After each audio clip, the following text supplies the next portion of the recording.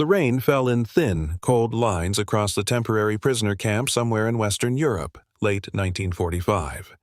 The war was over, at least officially, but inside the camp nothing felt finished. Rows of worn barracks stood behind wire fences, holding hundreds of former soldiers and civilians caught in the collapse of the German front. Among them were women who had served in military support roles, clerks, medics, radio operators, now classified as prisoners of war. They expected strict routine. Wake up, roll call, uniform inspections, silence. That was how things worked. Until the order arrived, the evening announcement. As sunset approached, guards gathered near the central yard. The usual tension spread quickly. Whispers moved from bunk to bunk. Something was different tonight. An American officer stepped forward holding a folded paper. His voice was calm, almost unusually soft. "Tonight, no uniforms." The words froze the air. Some prisoners exchanged confused looks. No uniforms? For months, the uniform had been everything. Identity, rank, even protection. It told you who you were, even if the war had already taken everything else. A few women thought they misunderstood the translation, but the order was repeated. Civilian clothing would be distributed. Personal appearance was allowed. No inspections tonight. The camp fell into stunned silence. Confusion turns to suspicion. Inside the barracks, questions exploded. Was this a trick? An interrogation tactic? Some kind of humiliation? The older prisoners warned the younger ones to stay alert. One woman, once a radio operator barely in her 20s, clutched her worn jacket tighter. "If we take it off," she whispered, "what are we then?" Nobody answered, because nobody knew. A strange kind of freedom. As darkness settled, boxes arrived.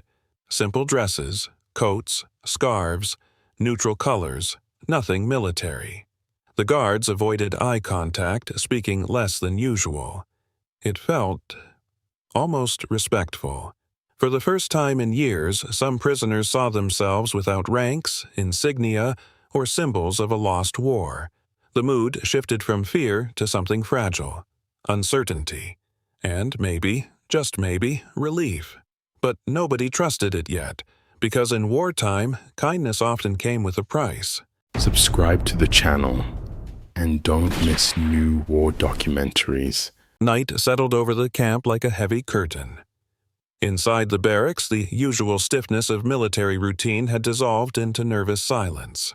The uniforms, once symbols of discipline and identity, lay folded on benches and bunks. Some women stared at them as if saying goodbye would somehow erase the years behind them. No one truly understood why the order had come. And that made everything feel dangerous. A guard who didn't look away. Near the entrance, one of the American guards paused. Unlike the others, he didn't rush away after delivering supplies. He hesitated, almost unsure if he should speak. A young prisoner finally broke the silence. "Why?" she asked quietly. "Why tonight?" The guard looked at the uniforms stacked nearby, then he answered in careful, slow German. "Because the war ended. But some of you haven't realized it yet." The words helped no one. If anything, they made the room colder, the weight of identity. For years, clothing had meant survival. Uniforms gave structure when everything else collapsed. Rules, routines, purpose. Even defeat felt easier to understand when you were still dressed as a soldier. Now, without ranks or insignia, the women felt exposed. One former medic stared at a plain civilian coat. "No medals, no symbols," she whispered. "It's like we never existed." Across the room, another prisoner shook her head. "Or maybe," she said slowly, "it means we get to exist again." No one responded. The truth slowly emerges. Later that evening, a senior officer entered the barracks with a translator. This time, there was no shouting. No commands barked across the room. Only a quiet explanation. The camp command had received reports that some prisoners were still being judged and treated as if the conflict continued, by visiting officials, by photographers, even by other camps. The uniforms were keeping the war alive. Tonight's order was meant to end that.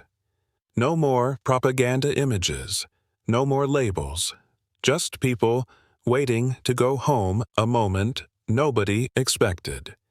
The tension slowly softened. Some women began changing clothes quietly, unsure at first.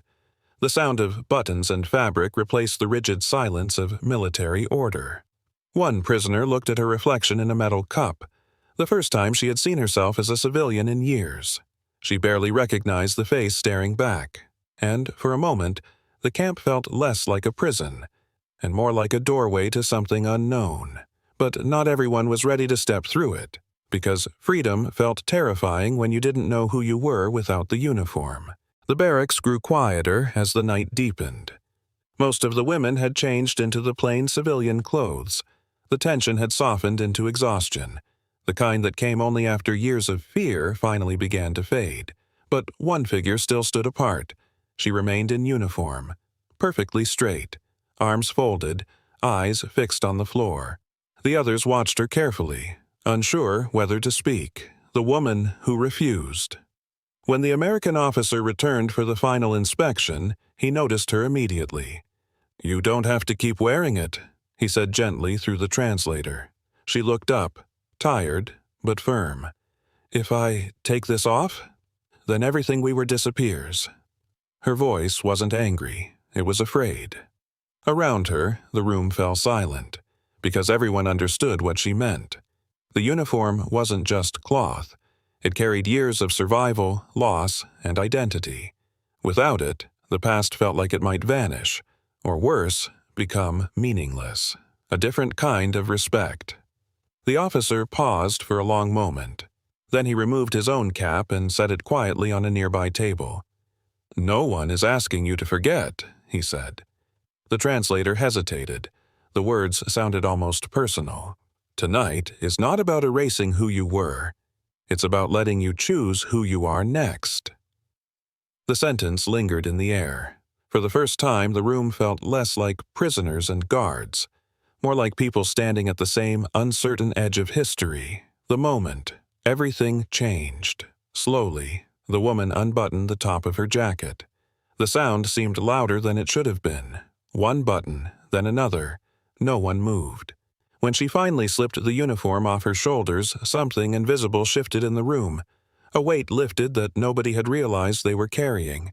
Several women quietly wiped their eyes, not from sadness, but from relief. Outside, the rain had stopped. The real meaning of the order.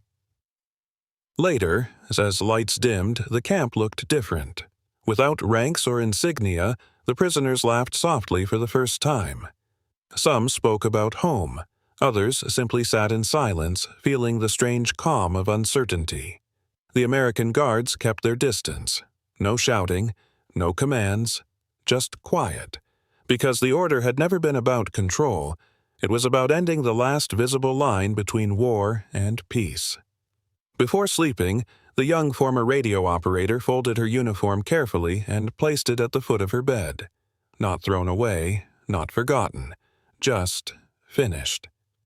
Outside, the first light of morning began to appear beyond the wire fences, and for the first time in years, no one waited for orders.